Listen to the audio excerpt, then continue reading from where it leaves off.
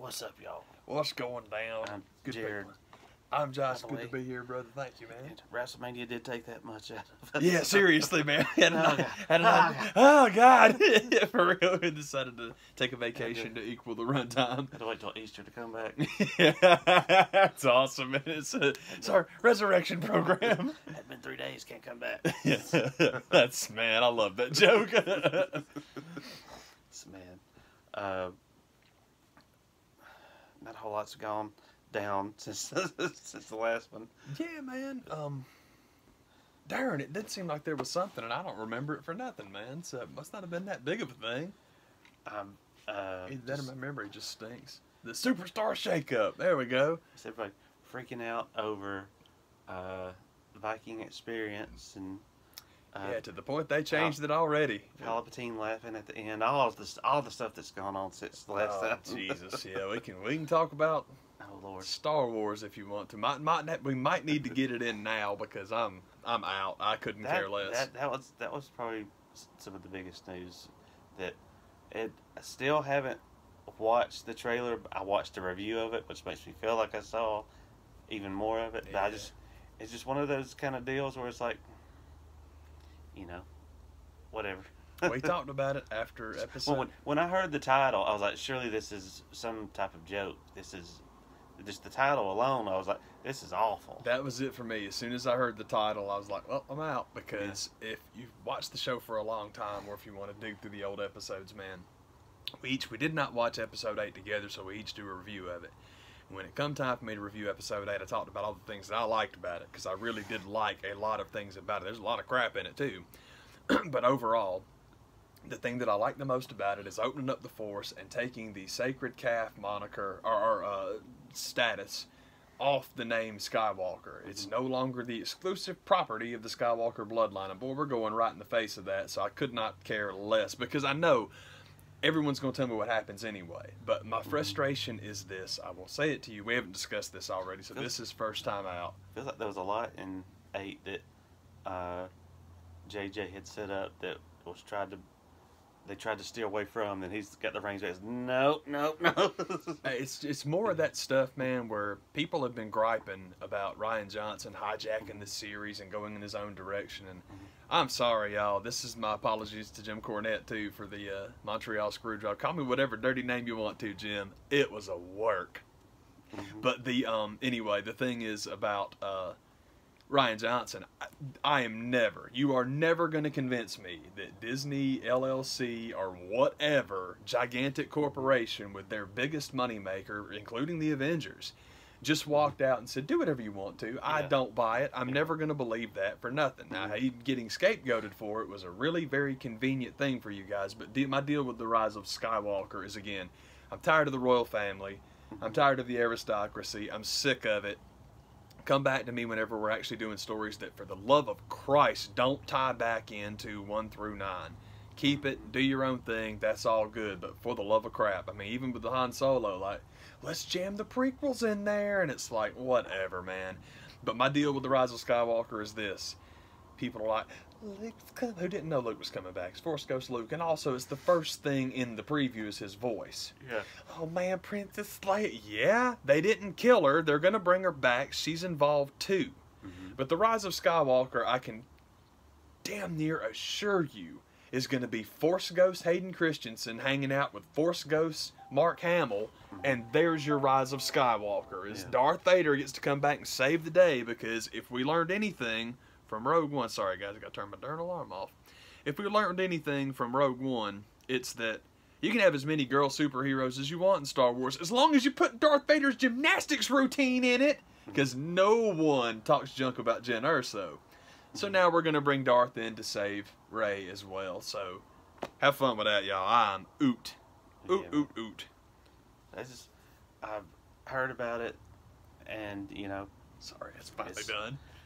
I guess I'm just to the point where, like, well, I've come this far. Might as well check it out. So I'm not totally to the point where, like, well, I'm just not going to watch that. But I'm close. I'm getting there. This will probably be the last one that I do see. I can go into it knowing that, like, let's finish this, and then, well, I'll decide where I go from here. But for the most part, I'm like, this will be it. I can dig it. That was my thing with, like, when we talked about it last time, is that part of me really did understand people that were super upset by 8 because of all this stuff they're changing and all this is no good and this is the story and this is what it needs to be. And what I said was, I liked the idea of going in a new direction. But I said it at the time, if they undo it for 9, then I'll be as ill as people were about 8. And I meant it. And it's like, as far as, I'm totally with you on, like, you've come this far, but I did this with whatever part 3 was called. I skipped it too, because, I mean, still, part 2, episode, genuinely getting it correct, episode 2 is, with absolutely no comparison, the worst movie in the series. I don't think it's even close. It's not comparable. But then again, I liked 7 and 8. So maybe that's that. 2 is just, it was so bad. I saw 3 for free, I think 2 or 3 years after it came out. And we'll see. Whenever they get whatever, Skywalker crap is on cable, we'll see. But it's good. It'll be on the Disney streaming app. Oh, yeah. We're having a good time talking about that, too, man. Where everybody that's mentioned that to me is all like, Netflix is quaking in their boots. I don't know anybody that has Netflix for Disney stuff. I just don't see that being... I think that Disney doing their own streaming service is a fantastic idea. I don't see... It's just more of that WWE AEW thing where it's like, no, there's one. It's like we live in Highlander world where there can be only one thing, and it's like, Hulu's doing okay, You can sign up to both. You can have both. Ain't nobody gonna. No one's mad. Send your check back. It's insane, man. The stuff that I knew people had Netflix for, as far as the Disney stuff goes, was the Star Wars Rebel show, and I think some of the Clone Wars stuff was on there, and but I talked to people and they're like, the other surprising part is the people had no idea it was coming. When you tell them, like, oh yeah, you realize all that Disney stuff's going away, right? Like, I watched it on there before. Yeah, before. Have you not ever seen anything go off Netflix? It's gone now. Yeah, a lot of things. Yeah, this is hardly new territory. This happens all the time, man. Yeah, Buffy the Vampire Slayer. Love Actually, as soon as Christmas is over, because they do it every year. They get it back for December, out the door. Yeah. It's like, what did y'all think that... You need them to cycle through stuff. Oh, what did you think that tired of it was the same thing every time? $100 million for Friends was about? What did y'all think that? But I guess this is my thing, man. If Disney somehow has the rights to The Office, maybe Netflix will be worried about that. But again, I don't know anybody, because even like Rebels and stuff like that, do you know anyone that likes that stuff? Because I don't. I don't know anyone that likes any of that. Nobody over the age of 12. Yeah, and see, that's why Disney doing their own service is fantastic. Because, man, having worked at a video store back when those were a thing, Disney movies, baby, they're gone all the time. So that part totally works. But I'm with you, man. I just cannot believe that everything now is binary. It's like, there's one, and that's it. Dadgummit. Like, you're crazy if you think this is... Nobody cares. Adults have Netflix accounts, man. It's fine. It's fine. The children's Netflix stuff is not. It's fine. Yeah. And also good on them to go check out. Good on them for seeing it coming by like doing so much of their own stuff, because A, that's never going anywhere, and B, again, like Friends, like The Office, like there's nothing to negotiate there. It's yours. Yeah. You own it. You don't have to worry about anybody. I want more money now. It's done. We own it. Over and done with. Yeah, man. Oh, man, that's we'll see how it goes. I think you'll be surprised just how well both of them do. Yeah, that's I just can't believe. Neither one is going to go away. They're going to both be able to exist and be just fine. Totally, it's not. It ain't like that. I don't get it. If anything happens, then Disney will just buy them. Like they do everything else, but I don't think they'll be in that dire straits as fast as everybody. It's gonna be. We ain't gonna get to see Stranger Things 3. Yeah, it's gonna be over with. Yeah, man. Right before they even get to it, and Disney app ain't even started till November. Seriously, I'm like, man, you just relax, y'all. I promise. Has nobody seen Netflix's profits? I mean, what are you talking about? Does nobody know what that company's worth? Yeah. Jeez, man. That's like one of the big stories about them is that you hear through my podcast that I listen to is freaking yeah, they're making all this money. There's all this revenue, but they don't share with anybody that works there what anybody's watching, so they can know to go in and negotiate for more. Or they're not going to do that anyway, so don't bother. But that's neither here nor there. But I don't think the Disney app will have nearly the impact everybody's afraid it's going to. Yeah, me neither, man. I don't understand that. I think everybody's going to be just dandy fine, man. Mm-hmm. But just let me know whatever app the freaking I guess maybe Viceland has their own app, and you can watch the behind the. I can't remember the Dark name. Side of the Ring. Dark Side of the Ring. Yeah. Show. That's my new one that I'm down with. I've liked everything that's come out so far, and dug it, and made Josh sit through it. Randy and Liz was cool, particularly with Hulk in full gimmick costume grilling burgers by the pool. That was awesome. Yeah, the thing that surprised me the most about the Randy one is when Linda Hogan? Linda shows up. They're all married to Lindas. Yeah. the dang near first thing out of the gate, she's talking, and you do kind of the eye roll. I don't want to sit through this. She's going to be on here. But then she comes off really well. Yeah, Linda was cool. I agree. She was a really good part of it. But at the same time, once you're into the story, you kind of think like, who else would they have talked to about her? That was a really good point, man. Everybody else that Elizabeth knew is either dead or she didn't know anybody else. They make that point clear, and all the story, and it didn't tell you too many stories that you didn't already know through other sources you hear. But at the same time, I think hearing it from this perspective, from Linda's perspective, and I don't think that Randy comes off as crazy as they tried to make him out to be. When you heard the stories about him locking Liz up and just being downright abusive to her, when you put yourself in his place and you kind of you see, if Jake Roberts is there to ruin your wedding, Jake Roberts ruined my wedding, and if he's running the show of the guys that are running around crapping in bags and stuff, I don't know. I want my wife around that either. So yeah, he went to extremes and he did some stuff that I wouldn't have done, but at the same time, I wouldn't have had my wife there in the first place. Yeah, I can totally see that. That's kind of the problem, is like going to that extreme. Check this out before you get all worried. Yeah. ain't no suntan lines on here. Yeah, you put yourself in his position. So that's the whole point. Is like, well, my wife's got to go on the road with me, and it's just, I mean, it's more of that ridiculous stuff, man. It's more of the And I'd heard the Jake Roberts story before too about the snake thing, and how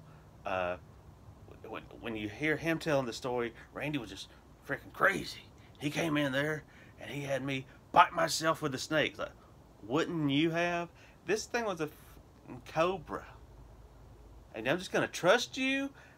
That when you were at the height of your freaking rock ho-ness, that you trusted somebody else to get you a devenomed cobra that, as far as I'm concerned, you can never totally decaffeinate coffee. There's still going to be a little bit in there. You can never get all the marijuana out of a pill used for medication. There's still a little bit in there. I'm not going to trust anybody to get all the venom out of a snake. Yeah, especially when there's going to be a little bit in there. Yeah, man, and then Jake goes and pisses it off and tries to eat Randy's arm. But it's that whole thing, I like that story because it just goes into you hear all the time about how insanely meticulous down to the last note Randy was about losing his mind when guys go 2 minutes over and all that stuff, and that played right into it. I think my thing overreaching with that one is Randy's paranoia about Liz and wanting to take her on the road and all that stuff turned into really bad stuff for everybody. Yeah. Because it's like, maybe I don't want my wife around this. Yeah, but you're the one that put her there. And my other thing is this is the ultimate thing that I got from it is when you get the Linda Hogan story. I almost said McMahon. When you get the Linda Hogan story and it's all like, and Liz called me from a gas station and said I left Randy and la-di-da. It's like when you hear the story that Liz left Randy, it's like, yep, that makes sense too. Everybody, it's like nobody. There really wasn't a bad guy. There was just a lot of like wackiness going on, and it's like it all made sense because that goes back to we were talking that there's that great story about Sherry when they were. I don't think it's when they were doing their stuff. I think it's just Sherry was working for the company, and Randy comes to lock the locker room door, and she's in there, and Sherry did not play that stuff. She was furious, like, I'm not sure. I ain't married to you. Exactly. It's like I don't owe you nothing, man. You need to be. This ain't gonna fly. Yeah, man. Genius. No, it was cool. The Savage one was pretty interesting, even though he didn't have to hang out with Eric Bischoff. But to be fair, Eric really had something to contribute. The Lex Luger stuff in the podcast, it's not like they just threw him in there. It's like, hey, I used to be in wrestling. He really did. He really did add a lot to it. So that was totally awesome. It wasn't Hogan level. And the Andre, oh God, yeah, it wasn't that at all, man. Yeah, this is still about who we're talking about. Yeah, man, and not about anybody else. This is a very good addition to the story. So it worked out really well. That was cool, man. One of the things about their story, I didn't realize just how far they went back. Oh, me neither. I had no idea. I just assumed that they had met in the WWF because nothing happened until you get there. That's what Vince told me, and I believe it. Yeah, man. But at the same time, I mean, in telling that story, I mean, some of the guys make comments like, I don't know why Elizabeth is in the Hall of Fame. Like, she never really resonated with me as a character. Where, like, at the same time, it's kind of like some of the politicians when they get off of the campaign trail. You know, why didn't you show some of that side of you while you were campaigning? I kept thinking like some of the backstage stuff and some of the stories. Like if you would just let an ounce of that come through when you were on camera, then and she got over enough as it was. But I always felt like there was just like this face that you just kind of what. Wake up, lady. Yeah, I just wanted to shake her. Yeah, I thought Liz was supposed to be Randy's Stepford wife. I thought that was the whole thing. And the deal with just, like, being enamored with the Macho Man. It's like, yeah, it's fine. But, yeah, the whole, like, put Liz in the Hall of Fame because I know her name and she was a big deal when I was a kid. That stuff is overrated. But if you're going to do it. Might as well get it out of the way. And she's gone now, so you don't have to give her the royalty check. So why not? We like putting people in once they're dead. So, but, yeah, man, whatever. It's like, however y'all feel about that, it's fine. But I'm totally with you, man. As far as like, well, she was the valet for Randy. She was not the valet. She didn't cut promos for him. She was just there because Randy was crazy and wanted his wife there. But that was again talking about like the CWA stuff, how they knew each other way back in the day. And she's like on air talent and doing interviews and stuff. And I'm like, I've never seen that. Yeah, I was like, she could talk. Totally. I'm like, I assumed that they kept her quiet in WWE just because she couldn't cut promos. But it's like, nah, man, that's what they did. And all right then. But yeah, I tell you what, you can put Elizabeth in the Hall of Fame for the year that you decide there's a cap at one woman. When it's not just one woman at a time, then you can put her in the Hall of Fame, man. So that'll work. I'm good with that. She is just prime for the they call it the Legacy Award. Yeah. Where you still don't understand if these people are in or not. They just throw her in with that group. Like, remember her? Yeah. That's like the perfect. That's what boils down to the Legacy Awards. Like it's everybody's pretty much dead. Yeah. It's like the in memoriam section. Oh, remember that dude? Yeah. And that's about it. That's it. During the Hall of Fame. That's the only difference between it for real. Bye. No chance of a speech. Hit it. Bye. Bye. So she's perfect candidate for that. So just handle it that way. That'll totally work, man. And so, I mean, but there's definitely worth going and checking out. There's the 3 episodes that are up now. It's on. I kept calling it Vice TV. It's Vice Land. I messed it up too, man. Check it out. That's the next one we saw was the screw job one, which I you know, it was one of those when I saw they were doing that, I was like, this is done to death. How many times are we going to tell this story? But at the same time, like, they found some angles, like, well, you know, that's makes it a little bit different. But even that one's like, man, I think it's going to be the new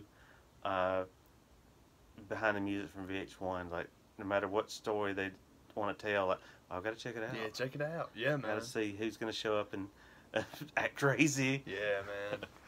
Freaking the lasting image from the Randy and Elizabeth stories are just freaking, as crazy as you think Randy might be, nothing compares to his brother as far as just bat crap crazy. Just him, this mental image of, and it's in there. I ain't making this stuff up, of him laying. It's not like even a posturepedic bed. It's a flat bed on his back and a mounted TV above it, like here, you can like there. I'm like, oh, I get having back problems, but Jesus, that just makes you look insane. And as far as whatever you think about the Montreal screw job, it's worth checking out. And it's fun. It's fun just for the cat fight between Cornette and Russo. It's great to get them on screen going back and forth. But Cornette and Russo, I think we talked about it during the show. It's incredibly easy for me to pick a lane, obviously, because I like Cornette and I don't like Russo, so I put that out there. But the other thing, and this is the big one, trying to take favoritism out of it. Which one of them has been shown repeatedly lying again and again and again in the name of a search for relevance?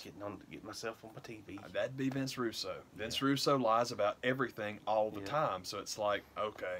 But my thing, we were talking about Cornette's podcast where he's going on and on about how he feels so bad about coming up with the gimmick that exposed the business, and he screwed his buddy Brett and he felt bad about it. I had absolutely no idea that Jim thought he had kept that under the wraps for this long, because I could have sworn I'd heard him talking about it forever, that it was his idea. Well, it's your belt, Vince, just take it. I'm like, this. I'd heard that before, dadgummit. Yeah.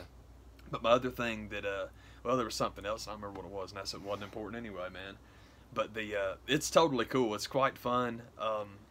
Let's go back. I mean, to the time that it was years after the fact that it had to dawn on me, and it's even some of the footage on this show. You know, that's the other thing about all three that I've seen so far, is I'm just surprised some of the footage that they were able to get.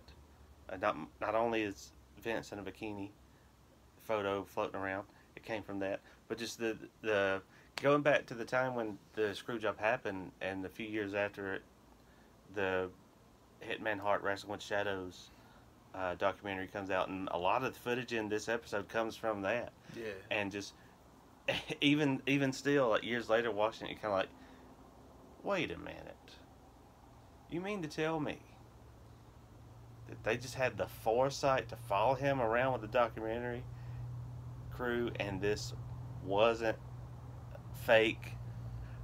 It was one of those things that just kind of dawned on me watching that very video one day, just holding up, and it wasn't really an argument, we're just having a discussion about it amongst people, and I'm like, I went to the DVD shelf, like, the fact that this exists proves it was fake. I could not agree more. It's like, I've always, basically, if you want to know my take on it, pretty much everything Scott Hall says in the episode, and the other big one, because again, man, cameras matter. They just do, man. If you go back to last WrestleMania weekend and look at what Ring of Honor tried to pull off with Enzo and Cass, and what WWE did pull off with the Bret Hart guy. Yeah. If you got somebody jumping in the ring, it looks a very particular way, and it looks the way the camera footage looks, the cell phone footage looks from the Hall of Fame, because they didn't show it to you.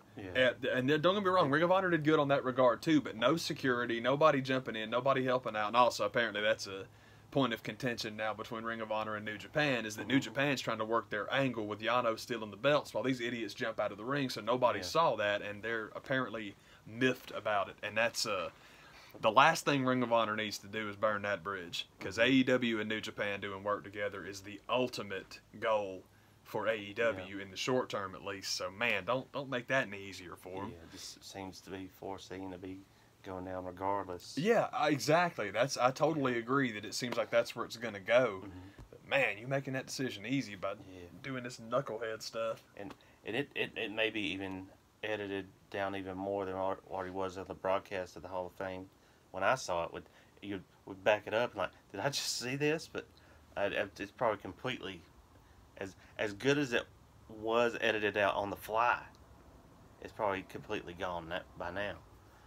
That's Well, Janet Jackson got the whole world 7 seconds. Don't forget that. Nothing is ever live. You don't ever see anything live. It's a 7-second delay. So once you see something, if you could count to 7 before you saw any of it, they wanted you to see it. Don't forget. Don't ever forget that, because that's important.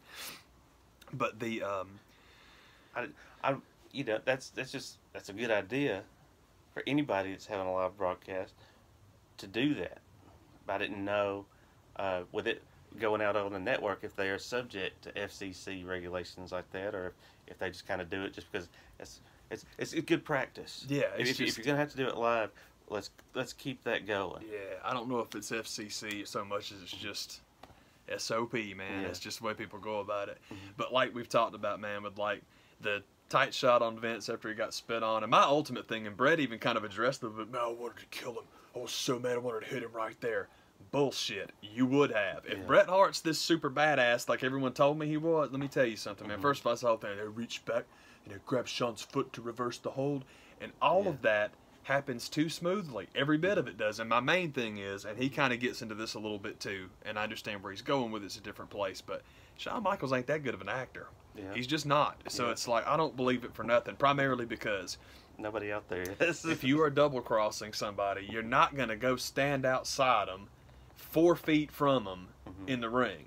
Your stupid ass will be in the car. Why in the world would you even let something like that happen? You gonna screw somebody over then apologize after the fact? No, you're not. And also the whole thing with, oh, I truly believe that Bret screwed Bret. Okay, so you're on WWF television with Jim Ross on Monday, and you got a gigantic picture in the background of WCW's newest acquisition. I don't believe it. I will never believe it. It's all good. It's all good. But that whole, I mean, you've seen shoots before. They really do exist. There's a couple of them out there. Watch Antonio Inoki and the Great Antonio. I promise you, that's a shoot.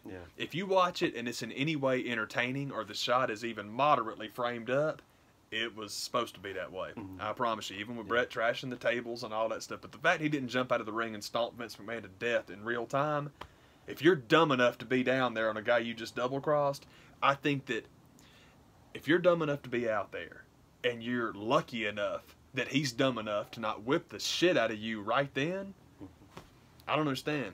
I don't understand, man. So you had enough pawns already out there. You had Hebner out there. You had freaking Briscoe, and I think when he was down there, he wasn't there by himself. He had like Slaughter with him. So you had enough people you could send out there where you never had to be seen. But I think he had the foresight. Maybe that was the other part of the core network that will come out years later. Like, I created the Vince McMahon character. Yeah, I said you do it on camera. Let them see you fight. And makes sense, man. We've been saying that forever. That's part of the whole freaking work. Is he turned into Mr. McMahon for the love of God? That's exactly why you go out there, and that's exactly why everybody was in on it. And that's why it worked, exactly, because if you go out there to be a heel, fantastic. But if you don't tell Bret, he's going to kill you. Bret was in on I'll never not be convinced, man. And Hebner's with me. Hebner believes they all knew what was going on. I'm like, yep, I do too. There's just too much. Sorry, man. Either that or Bret's a chicken shit tough guy, and I don't, I don't believe that. I think that Bret Hart can take care of himself. And raised by a crazy dude. So, what are you going to do? And then the poor Shawn Michaels hair extension story is funny and sad and all that stuff. But it's the same old song and dance. We get all these lovely stories about Randy was crazy, Randy was nuts, and then, you get the sympathetic story. The sympathetic Shawn Michaels story will come out one day. Vince will probably produce it himself, but, I mean, considering that the kid was pilled out of his mind for most of his career, and it's cool, too, actually, because Clean Shawn is... I can't say that Clean Shawn's better than Junk Shawn, because Shawn is Shawn, man. The guy's great. He was great all the time. But I do think the work that Clean Shawn did after the the street fight with Triple H and the comeback and all that. It's just so it's hard to be as good as what he was before, and he was still that good, man. It's like, God dang, this dude, man. And I hate Shawn Michaels, but that's just, man, I can't diss the guy's work. That's just foolishness, man. I'm lying if I'm trying to diss his in-ring ability. You think, well, even Clean Shawn, you probably couldn't hang with, but you could at least be cordial with. Yeah. Peeled up Shawn, I couldn't even be in the room. Oh my God! With. Oh yeah, man. It's those can't do that. Can't deal with that. I understand that totally, man. Don't want no part of it. Yeah, Clean Shawn, you just got to listen to him talk about Jesus a little bit. Yeah, and that's okay. Hey man, people are into that, and then you get him talking about hunting. You got a buddy.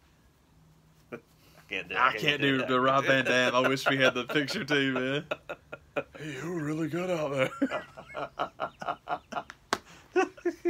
If you've never seen Rob Van Dam's impersonation of H, I can't imagine anybody watching this hasn't seen it. But if you haven't, I'm pretty sure it's on YouTube. Go find it. Yeah, Rob Van Dam's HBK impression is too good. It's way too good, man. I should have hired him to be unsafe working conditions. He totally should have gotten that gig. The reenactment guy. Yeah. I actually saw this great piece. It was so stupid because I thought the 20th was the 21st. So all the weed references on Instagram and stuff, I'm like, damn, y'all a little bit late. But it turns out they were right on time, and I'm the one that missed it. But there was just this great picture that one of my accounts put up of Rob Van Dam and Matt Riddle hanging out. It was like 420 bros. But the great thing was they did post that on the 21st. It was like 420 bros because who cares what day it is? And I'm like, that's awesome. I thought that was a really good picture, man. Yeah. We don't care, man. Shoot, we're good. Whatever. For real. Well, fine, whatever. Oh, whatever. My favorite Dark Side of the Ring. Yeah. All right. That they've done so far is the Bruiser Brody episode. That's the one that, you know, if DVDs come out of it, I could see that. Okay, buy it for that. Yeah, but, yeah, man. You know, I don't know if those come out anymore. I don't know, but definitely. And I had sent that there's been High Spots Bruiser Brody DVD that's been available for a few years now. I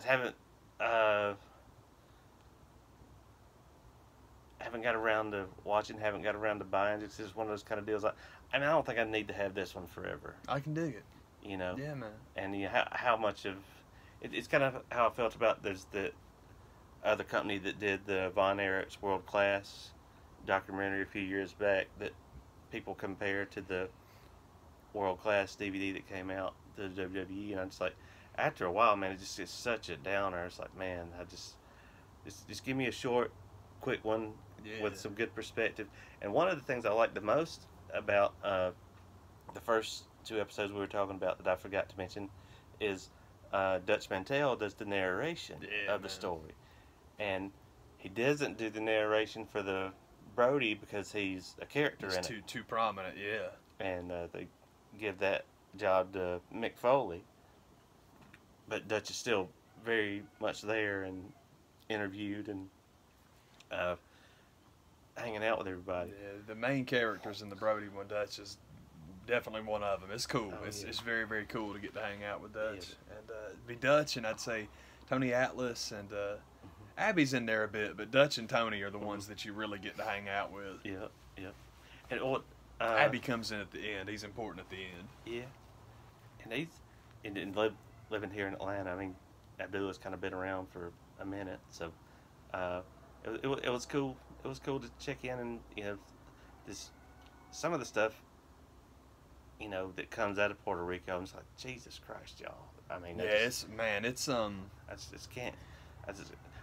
And some of this, I had forgotten just how bad it was, because some of the stuff, blood-wise, in my head, remembering the episode, I thought that was dramatization. I was like, no, that was footage that they got from the council down there. Like 82. Yeah, man. Yeah, like, oh my Lord. Yeah, man. The World Wrestling Council is like, I mean, it's why Onita exists. It's why it's different, because it's not, I mean, it's hard to call it like blood and guts wrestling, because it's not like necessarily all the time tables and glass and barbed wire and stuff like that, but it's just dudes beating the crap out of each other, so they're like just, it's crazy. It's a very different kind of product. Yeah, man.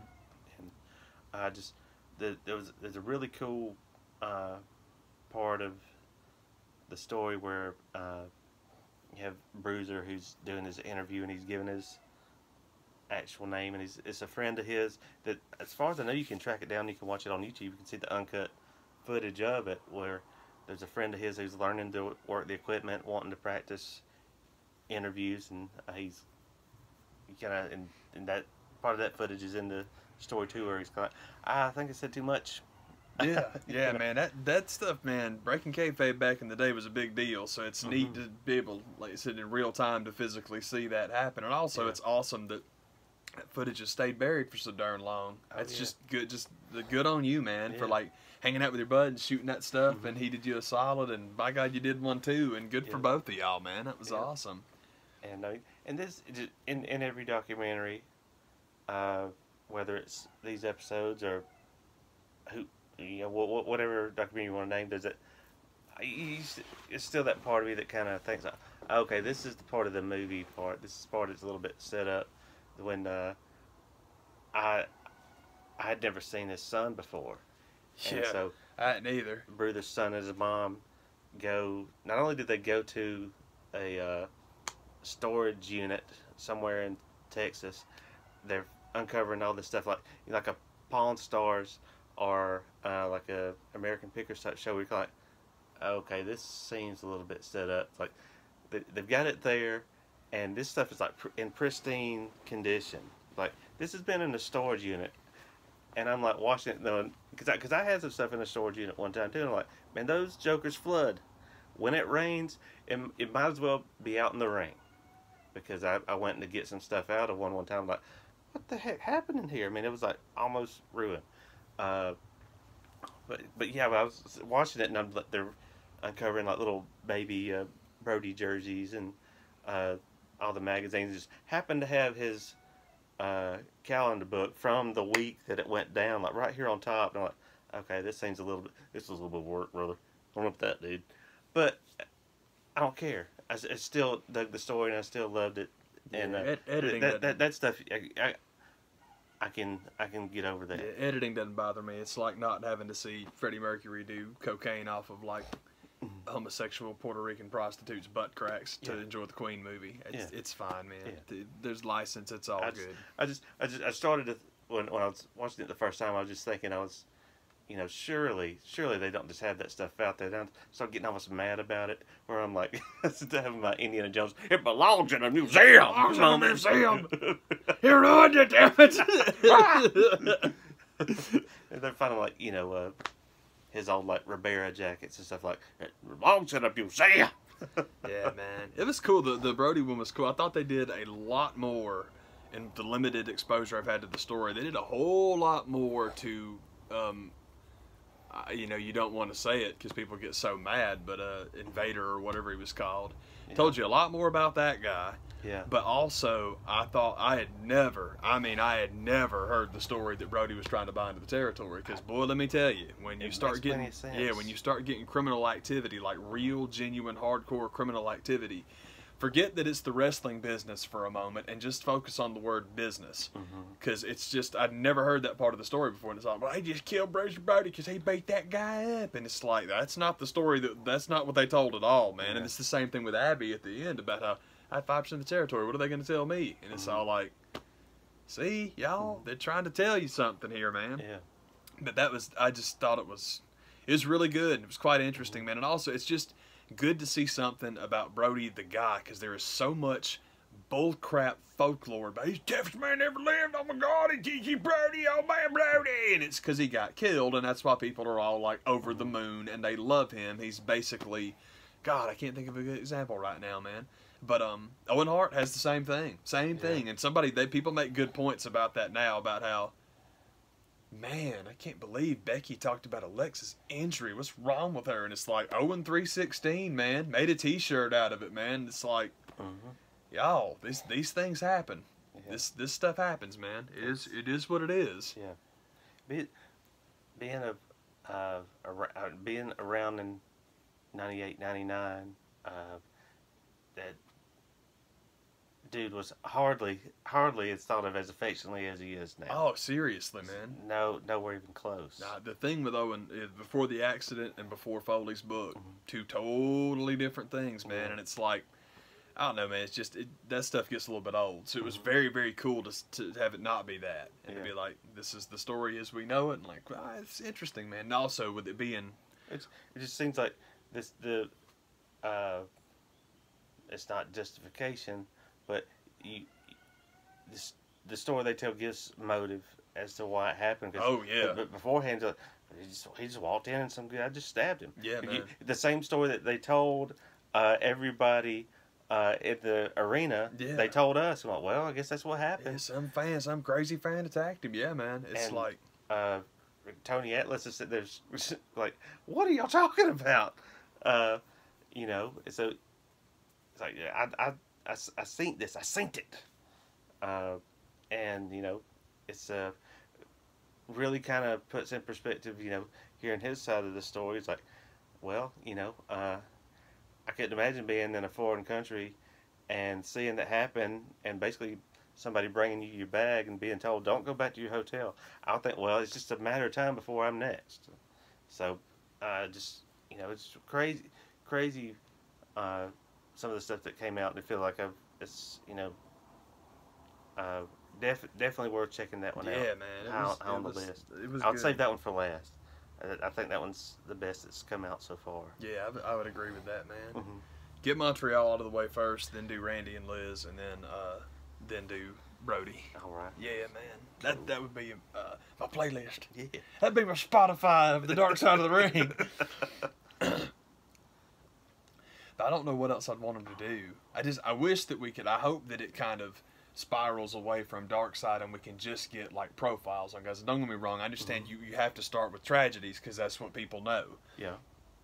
So it's not a mistake to do what they're doing. But I think that it would just be really cool to get just profiles on people. Because that was, I guess, the profile stuff on Brody's the stuff I like the best. At the same time, though, again, the most revelatory thing was that it was business dealings, and this is what was happening. Like, oh, crap. Well, I haven't heard this part of the story before, but yikes. There's a promo that I'm sure you'll see if you DVR the show, where I think it basically tells you everything that's coming out this season. I think it's only 3 or 4 more episodes to go, where it's the Von Erichs. Yeah, I'm looking forward to that one. Gino. Oh, yeah, Gino Hernandez. That one will be rough, man. Another one that I'm forgetting. Me But too, man.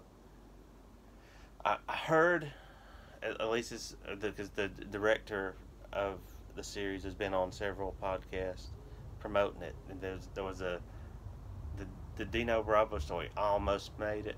Oof. But I hope maybe that's, you know, you got to say something for season 2, and I think I think word on the street its ratings are enough to whether they'll at least be that. So who knows what will be liable to happen, and you know, maybe not everything has to have as close a line drawn back to the WWE network, but who knows?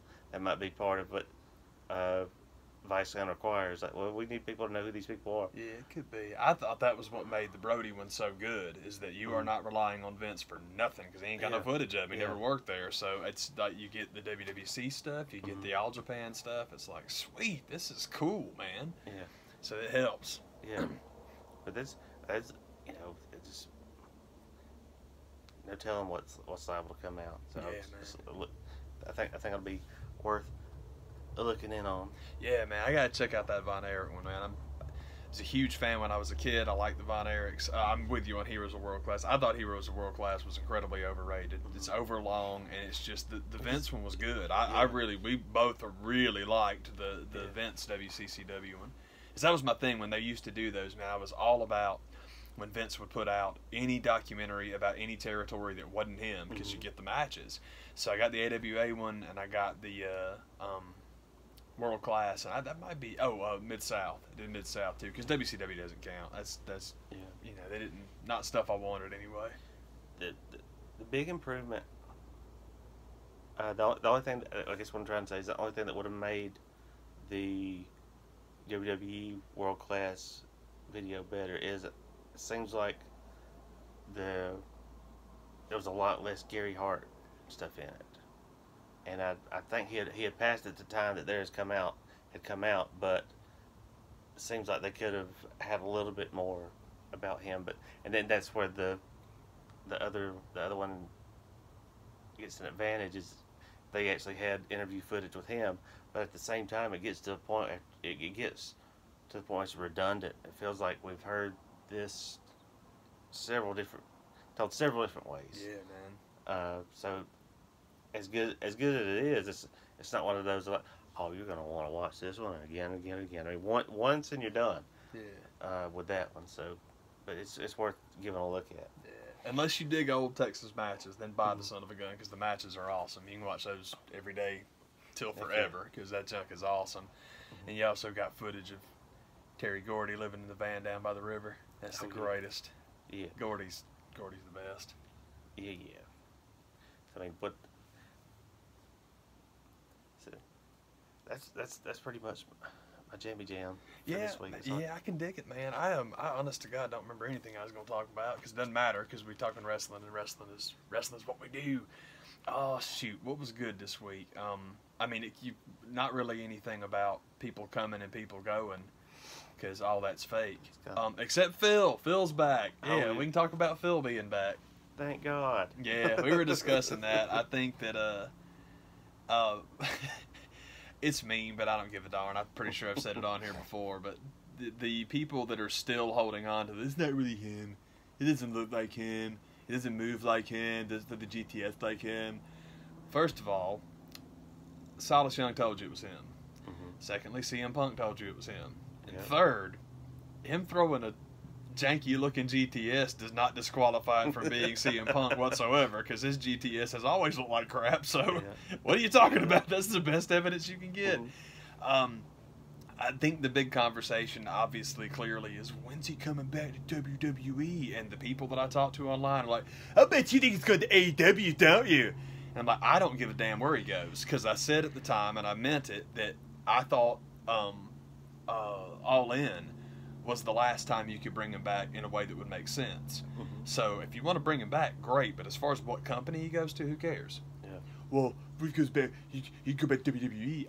Honestly, I'd love it if he did. And the reason I would love it if he did is because him going back to WWE versus him going back to WWE under the same circumstances is totally different. And what CM Punk could do, going again back to our John Oliver conversation, all those conversations that he has about the things that you could do to make things better, time off, health care, that's what Punk's going to get.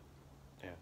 And if he gets it for himself, great, but I don't think he will. I don't think that's what he's about. Never really seemed like the thing. Basically, every idea he ever had, they gave to Brock Lesnar anyway, because Brock would do it just by himself. Mm-hmm. Punk, I don't think he would do it just for himself, man. So now the question is not like, who's going to go to WWE? The question then becomes, does WWE want him? Because I don't know if they'd be willing to give up. It's the same thing we said during the whole Kenny Omega thing. It's like, I just don't think WWE is going to give him what it would require to get him there. Yeah. So we'll see, man. But yeah, Phil going to AEW, who cares? Phil going to WWE? Actually, I shouldn't say who cares, because if he goes to AEW and they actually do, I still think that's the key to all of it, man, is if when you start negotiating contracts with other people to come to AEW, if time off and medical care is part of it, it's the same thing. It's exactly what we said about the whole AAF and the XFL and all that garbage that wants to pretend they're competing with the NFL. If you want to compete with the NFL, you have to get NFL players. How you going to do that? Guarantee their damn money. And they can't do it. They won't do it. So that's the whole thing, is football seems like a great business to get into, because who's cropping up to compete with the NBA? Nobody, because they would not and could not guarantee the money like that. So you got no shot. Yeah. Can't get no players, so there you have it.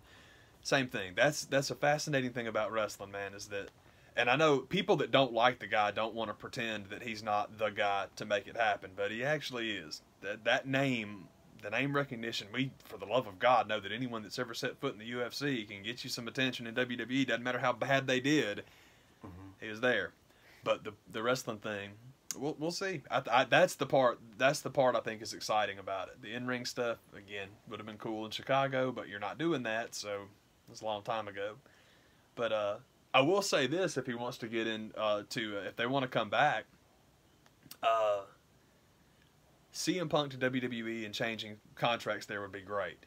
But AJ Lee in AEW and actually having a marquee name on them. I mean, AJ Lee versus Tessa Blanchard. And don't get me wrong, I know Tessa did not sign with AEW, but again, it's not really. I get the impression it's not a closed shop. More of that positive stuff of like they're not doing it like Vince. You don't exclusively work for me. The Lucha Brothers are there for God's sake, and they don't exclusively work anywhere. So that's great. That's great. But if Sasha's really mad and you get her and you can get AJ Lee to come back and you got Tessa Blanchard, that's 3 pretty doggone solid names. And Tessa's as good as anybody. Tessa Blanchard's the only one I've seen in the ring as good as Charlotte. Yeah. I mean, they are just both really, really special. So that'd be awesome, man. Yeah. Be awesome. But anyhow. Crazy. Yeah, I knew there was something else I was supposed to talk about, and it's about good old Phil, and that's the deal is he's going to AEW. I don't know if he does or not, but wherever the kid signs, if he doesn't want to come back and he wants to sign somewhere, I love the idea of moving the ball, getting that ball rolling even further, because, you know, that's where I want the stuff to go. I just want, like we said with AJ, man, AJ got his sweet deal, man. AJ's got time off now, baby. He still gets his huge contract, and it's great. Got time off. I love it. It's great. Yeah, let him go to the hospital every once in a while. It'd be nice. Yeah, seriously. So it would be nice. It'd be nice. All right. Dude, take it easy, y'all. Ah.